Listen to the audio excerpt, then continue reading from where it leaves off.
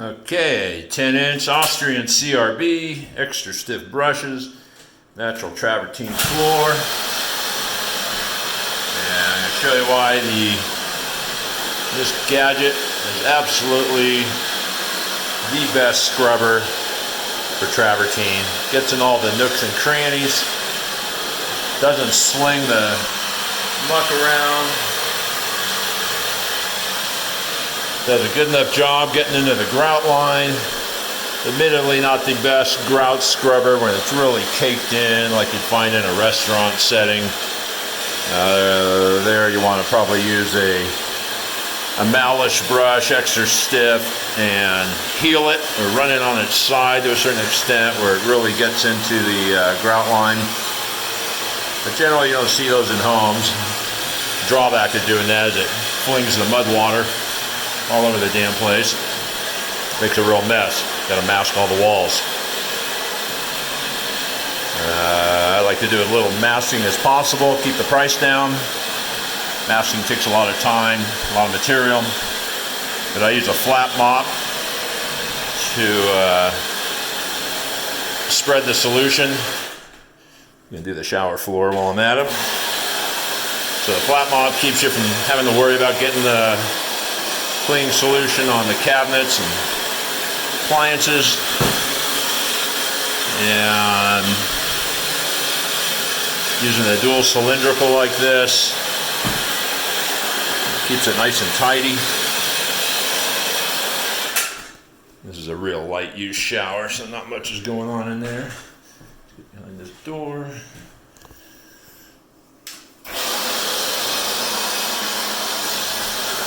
Too bad behind there, but you can see that mud coming out.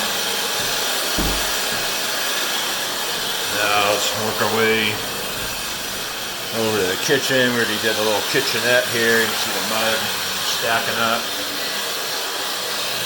And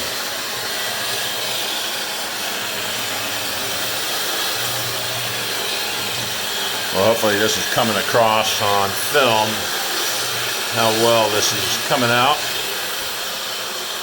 Remove that cord. You don't want to run over your cord with a CRB. It gets all tangled up in there, makes a real mess. I've had people cry about stripping their gears, but obviously they didn't turn it off fast enough. I've been using these things since 2001. Sucked up countless cords. Got a piano wire in one once. I think it's probably 7 or 8 inches long, or 7 or 8 feet long. Got all wrapped up in there. Still didn't break anything. I think guys that break their gear just sit there and go and go and go, and then got their headphones on or something, not paying attention. And eventually something's got to give. But I'd rather have a plastic gear give than the whole drive motor. We got, I don't know, 5, 6, 7 of these machines. I lost count. All the different sizes. Never stripped the gear. And I got employees running them that don't give a damn.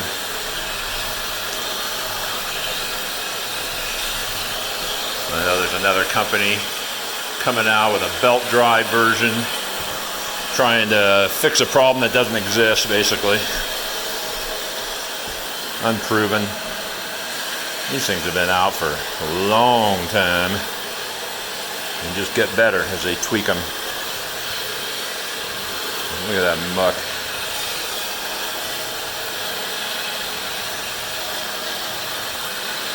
This brush, the stiff brush, once it's broken in, you want to run them on some rough concrete for, I don't know, 20 minutes. Flipping the brushes a couple times so they get broken in both directions. Basically, you're giving the brush split ends. Otherwise, it's just too stiff and too harsh and doesn't want to start on certain carpets, so you got to lift up the machine, give it a little kickstart. But I live in what I call the land of poly. I'm cleaning probably 80-90% polyester, so I leave that brush in all the time. My guys live in the land of nylon over in Santa Cruz. Notice how I flip sides there. That's to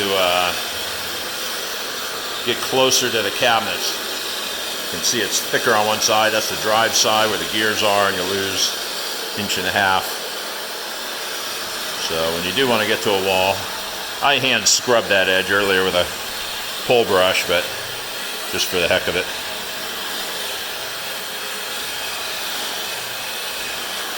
Pretty neat floor though, huh? Lots going on in this tile. They just remodeled and they moved some islands and cabinets around. So amazingly enough, they were able to find the same tile 10 years after the fact at the same store. They still had it. Just a small town for you. So some of those tiles over there by that Wolf Range are actually new tiles.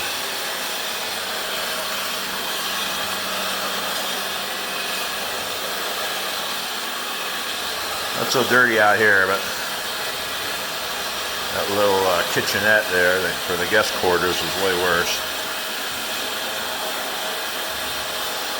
Yeah, Travertine's super popular. Home Depot sells a ton of the B grade, C grade stuff. People just like that natural look, but they don't realize that it's like living on Berber carpet. It soils up really quick and easy. People have a hard time mopping it. These folks were using one of those roller type mops that you stick in the bucket, pull a handle, and it squeegees, how do you say it, the muck out of the water. But you keep putting the mop back in the bucket, and all you're doing is painting with mud. So I'm gonna send them my world famous guide on how to use neutral cleaners and flat mops, so that doesn't happen again. Look at that little pattern there. Some kind of little creature got stuck in the lava flow apparently. If you're wondering what the blue tape is, those are holes I gotta fill once I'm done with this. Travertine being extremely volcanic, kind of like a matzo cracker, full of holes. And some people like it and embrace it, and other people drives them nuts. And we offer a refilling service where we put an epoxy fortified grout in there. It will stay put. Make them forget they ever had the hole.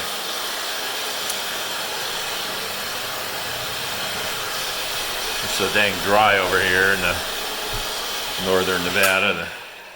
You gotta be careful not to move too far ahead of yourself or the solution dries up.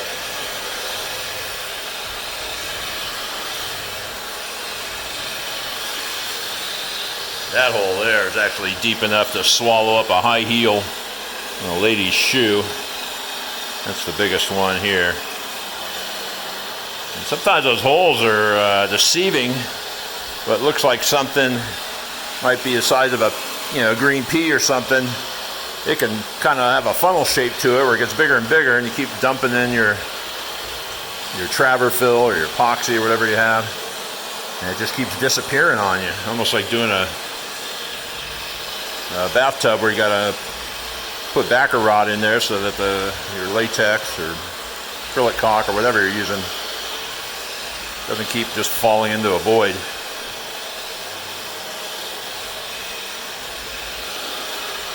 Almost done.